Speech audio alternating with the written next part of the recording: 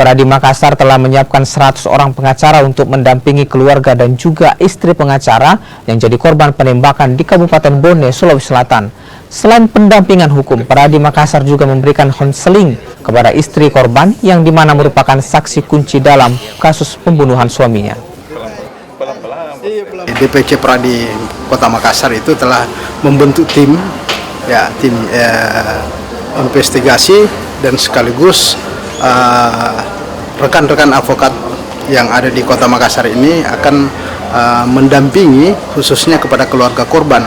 Nah, tadi kita sudah bertemu dengan istri korban dan rencana itu akan memberikan kuasa kepada kita semuanya, ya sekitar kurang lebih 100 advokat nanti yang akan mendampingi beliau untuk kemudian kita akan